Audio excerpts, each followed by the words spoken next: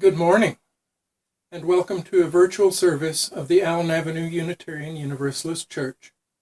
I'm Joe Seale, a member of this church and presenter of this service. During summers, our services are lay-led. In the fall, resuming our regular winter schedule, but in virtual format, we'll welcome our new minister, the Reverend Donna Dolam. This week, 1/3 of our offering will be shared with Youth and Family Outreach, or YFO. Since 1986, YFO has been serving children 6 weeks of age to 5 years of age and their families. YFO has a long history of connection to A2U2, and it was nominated by Sonia Tonelli. If you'd like to contribute to the offering, you can go to our website and use the donate button at the top of the page. Choose the option to give to the plate. You can also send a check to the church. And finally, here's a reminder that we'll have our virtual coffee hour at 10:45 this morning. The link is in the emailed service announcement. We hope you'll join us. I want to begin with meditation for about 2 minutes, and then centering music for about 6 minutes. This will be Tony Antolini's choir, the Rachmaninoff Choir, of which I am a member, with permissions for both the performance and the score which Mr. Antolini published. Our services have regularly included guided meditation. I'm going to give you simple guidance ahead of time, and then we will do a silent meditation together for 2 minutes, following a Buddhist practice that I have followed for years. It goes like this. Your body knows how to breathe. You breathe by unconscious reflex most of the time. So sit with good posture, close your eyes, and let your reflexes take over, but consciously follow each out-breath as it naturally happens. Don't count your breaths, don't keep score, and don't scold yourself when your mind wanders. That's natural and expected. When your mind wanders and you notice, just think the word thinking. Label the thought as thinking, without evaluation or mental commentary, and let it go, and return to following each out-breath. We will meditate for 2 minutes, and then music will begin and continue for 6 minutes. Follow the music like you were following each out-breath. Be with the music. No judgment, no mental commentary, just be with the music and enjoy it. I'll be right with you for silent meditation and then musical meditation. Here we go.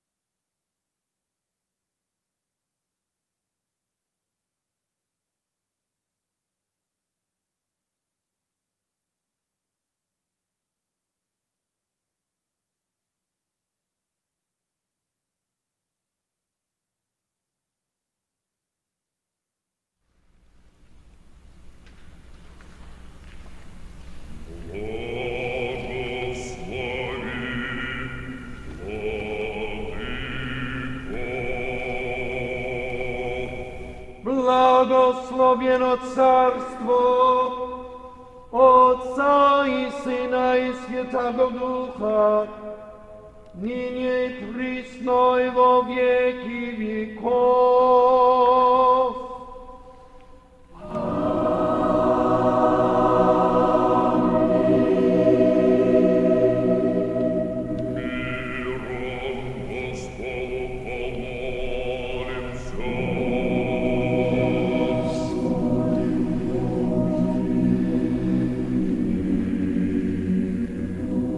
Господи, душ наших, Господу помолимся.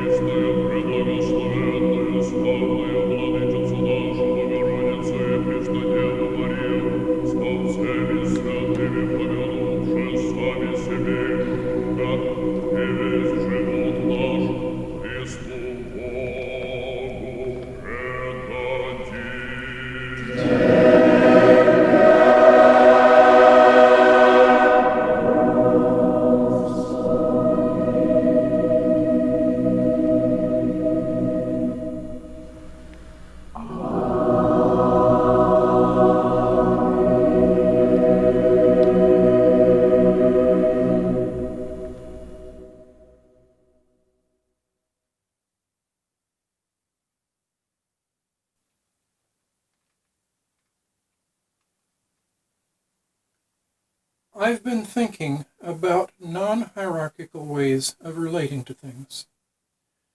The God of Abraham is portrayed as a hierarchical leader, creator and manager of the universe, the guy on top. But other aspects of religion, including Christianity, Judaism, Islam, come across very differently. The world is filled with a mix of top-down relationships and lateral, non-hierarchical, mutual relationships. I believe that the mix of these in our United States has shifted toward an unhealthy predominance of top-down hierarchy, and I want to address that imbalance today. I believe that most of us tend to think of our U.S. military as a very top-down organization. The president at the tippy top, and the joint chiefs and various generals at the top, a chain of command, and the grunts at the bottom who get shot at. My conversations with 3 living veteran friends, plus a 4th who took his own life, lead me to a different perspective, which is eloquently expressed in a video by Simon Sinek in a 2013 talk, Why Leaders Eat Last. I highly recommend it. To save time, I am going to quickly describe the beginning of that talk and then show a clip authorized for use here by Michaela Sterberry of Simon Sinek Incorporated. This is all okay with him, where Simon Sinek makes a key point much better than I can. So the context of this scenario is the rules of engagement of warfare. You protect your own. You and your fellow troops are in this together, and sometimes it's kill or be killed. We're with call sign Johnny Bravo, pilot of an A-10 Warthog, a slow, heavily armored jet aircraft that provides ground support for troops by laying down a deadly spray of bullets and bullets with a modern Gatling gun. 22 U.S. troops are advancing through a valley at night, and Johnny Bravo, circling above the clouds with his wingman, senses potential trouble down below. He tells his wingman to keep circling while he goes down for a look. He angles his aircraft down into the turbulent clouds and is being buffeted and bounced around when the call comes through the radio, "Troops in contact!" That means trouble, and he angles steeply downward and emerges from the bottom of the cloud, and he's in a valley, cliffs on both sides. His old Russian maps didn't tell him that, and his vintage radar, this is 2002, his vintage radar didn't tell him that. And below him, he sees something he's never seen before, not in training, not even in the movies. Tracer fire coming from 4 directions at his troops. He lines up his aircraft for a strafing run and starts firing a blinding spray of bullets so that he can't see where he's going as he counts off the seconds, 1001, 1002, 1003, 1004, and up he pulls to avoid the valley wall, and he comes back down and around for another run, 1001, 1002, 1003, 1004, and again. Good hits, he hears over his radio, and he continues until he's out of ammunition. He goes up, gets his hesitant wingman to come along with him, and they both go back down through the clouds at great personal risk to lay down more suppressing fire. In Sinek's words, that night, 22 Americans went home alive with 0 casualties. My question is where do people like Johnny Bravo come from? Who are they? Who would risk their lives for others so that they may survive? I asked Johnny Bravo. I asked him, why would you do it? Why would you risk your life so that others may survive? And he gave me the same answer that everybody in his position gives, because they would have done it for me.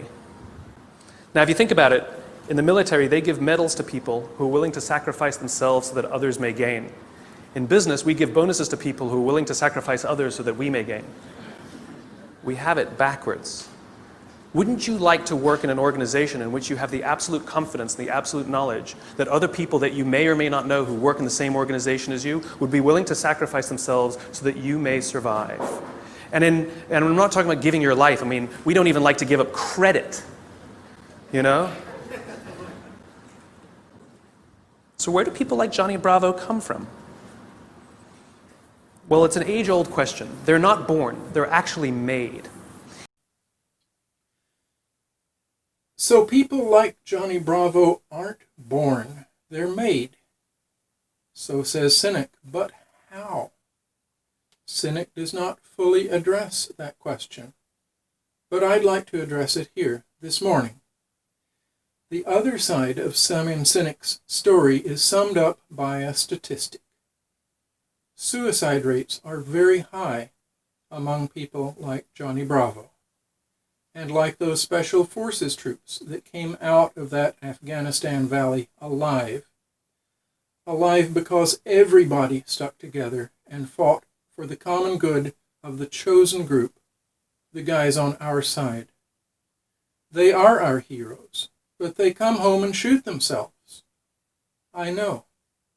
One of them was a very good friend, and another who still suffers from attacks of PTS lives on as one of my 2 best living friends. What's wrong with this picture? What about the people who went through boot camp but never got to the front lines, never encountered the horrors of war? The suicide rate among these people is about as high as the combat veterans. I repeat, the suicide rate among the people who went through boot camp but never saw combat is about as high as for those who faced real combat. What do the high suicide rate people have in common? Boot camp. This is the intense, brutal training whose fires forge those steely bonds among fellow fighters by driving out of them many of the adaptive instincts that get you through civilian life. You, the trained soldier, have been programmed to need the camaraderie, the fellowship, and the ever-present possibility of life and death interdependence to which you must respond with exertion and total force and maximum effectiveness fast. The situation depends on an external threat to make the threatened group cohere. A threat you can fight back against, a threat you can shoot and kill or else be killed. In an oppressive business environment, you can't shoot the boss. You can't lead a platoon to dismember the corporate structure that threatens you. At any corporate level, you cannot take actions that seriously threaten the profits of your shareholders. They own the company. Their money talks. Even the company's CEO is beholden to the shareholders. That's the way it is in America today, and indeed in most of the world. In other videos and books, Simon Sinek identifies this structure as a product of the 1960s and 70s that is out of date and just doesn't work, and that we need to transform so that the relationships within corporations are based on caring and mutual support. He argues that this is a win-win strategy, including for the shareholders. People get things done when they are valued and supported and work together.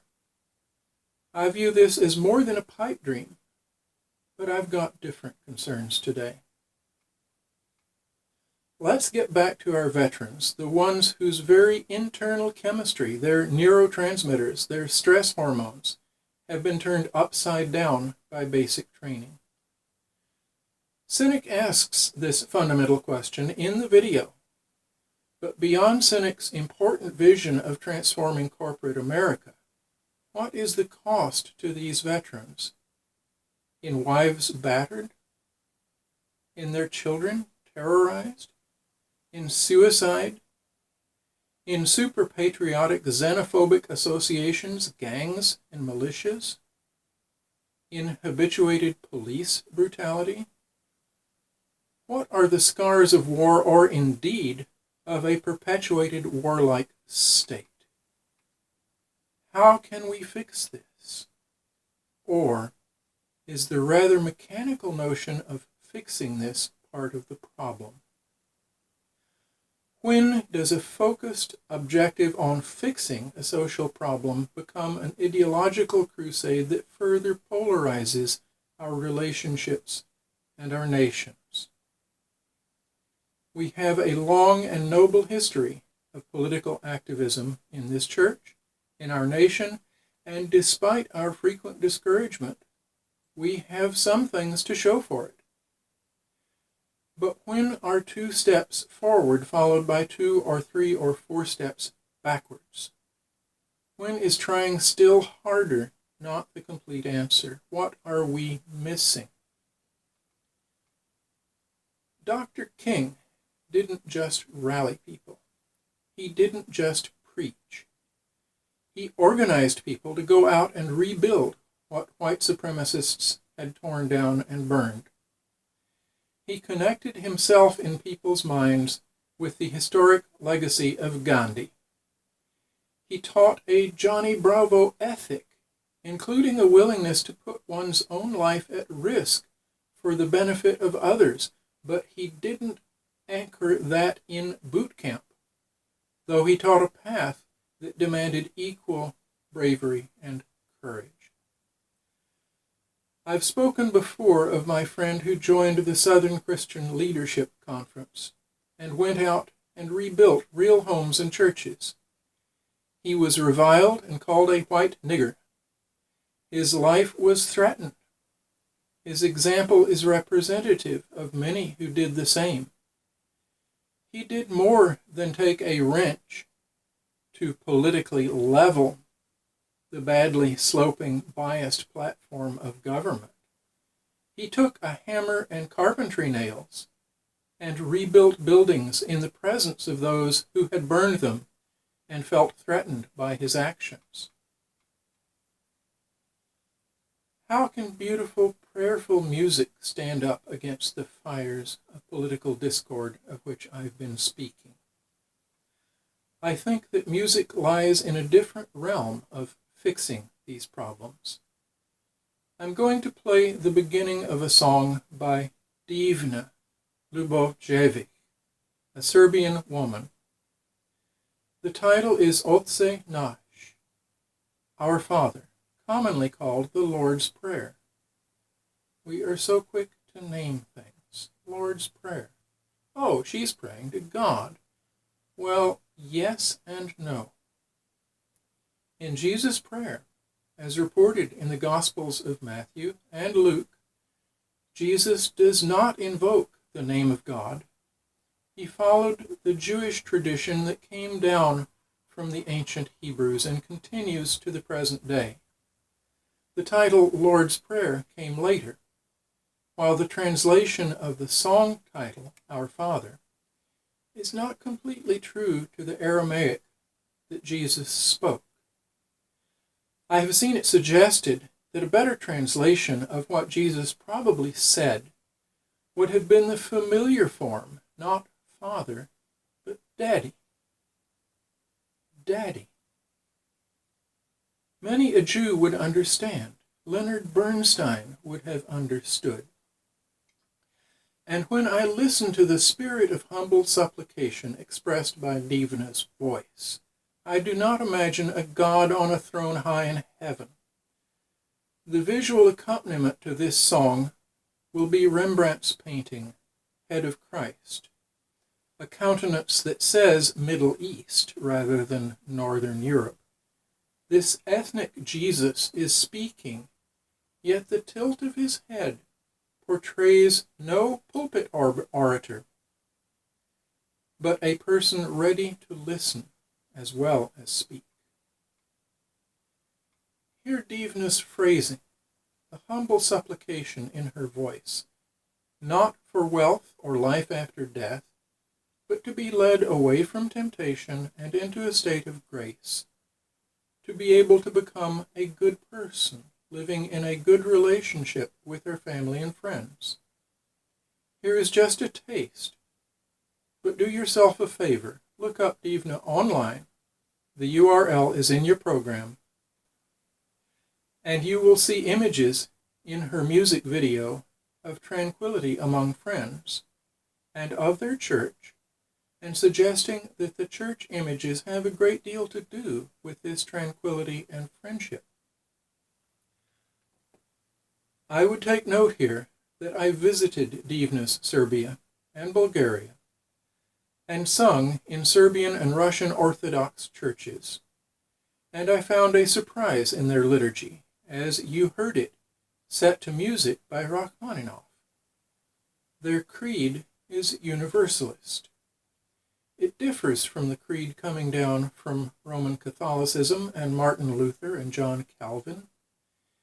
In the words of their creed, Jesus came to save the entire world, all generations before and after Jesus, all generations from Adam and Eve coming forward to the present. This orthodoxy is a diverse tradition, and you will hear many less inclusive words as well. But what I'm saying is real and an important element, which I think takes part in shaping the kind of singing you're hearing here. So here's a tantalizing brief sample, Otse Nash by Divna.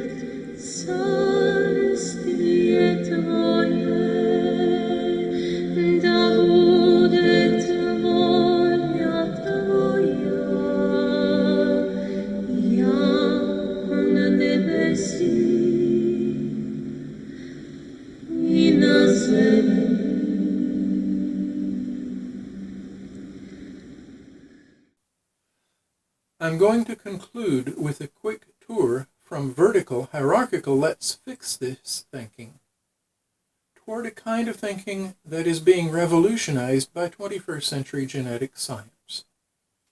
Here is a wonderful story that could become a parable, a metaphor for healthy relationships, and that is, how does a baby develop from a fertilized egg?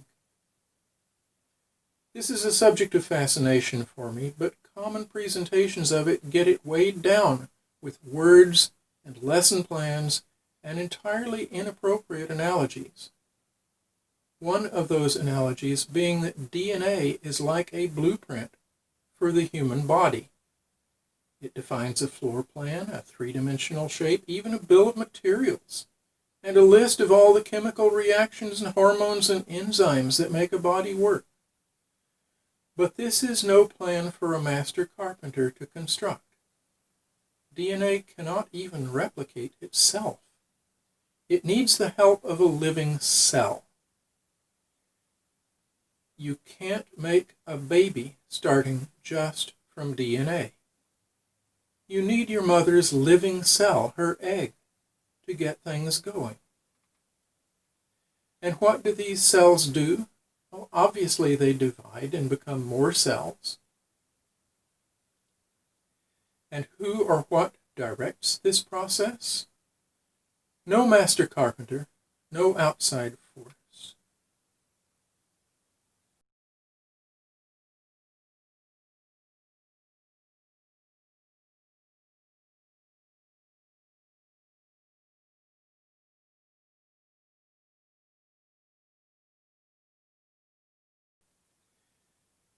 Each cell responds mostly to its immediate neighbors and to a lesser extent to distant influences like hormones and mechanical stresses and nerve signals and muscle contractions.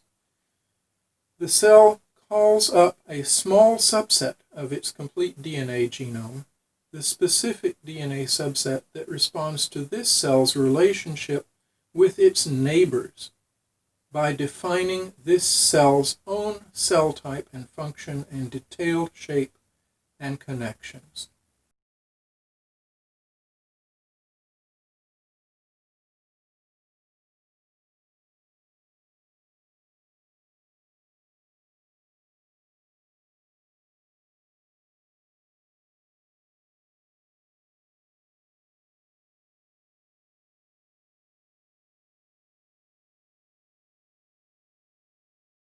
There is no top-down chain of command.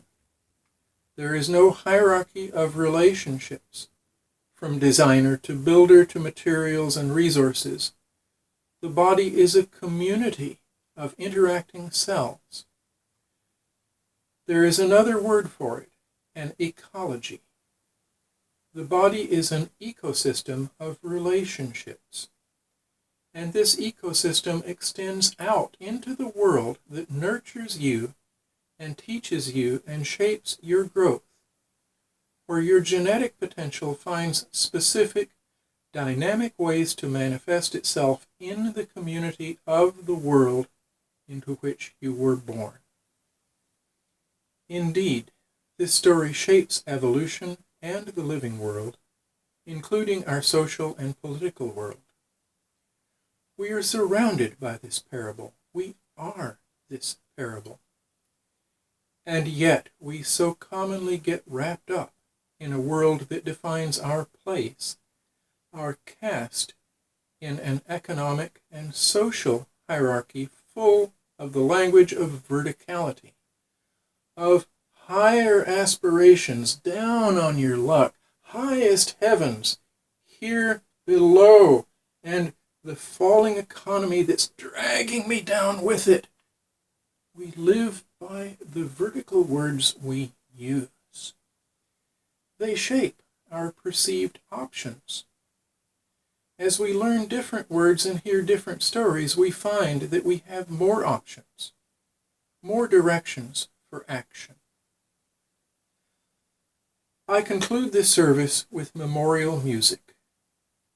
We've had over 150,000 COVID-19 deaths in the United States, 50% greater than all U.S. war dead since World War II. In the fall of 2002, I sang with the Choral Arts Society a memorial concert for 9/11 in Portland and again in the Washington Cathedral. We have now lost 50 times as many as on 9/11 to this COVID-19. Our nation got very upset about 9/11. It seems that we are now just very grumpy about COVID-19 and wish it would go away. Memorials are in order, and this postlude is one.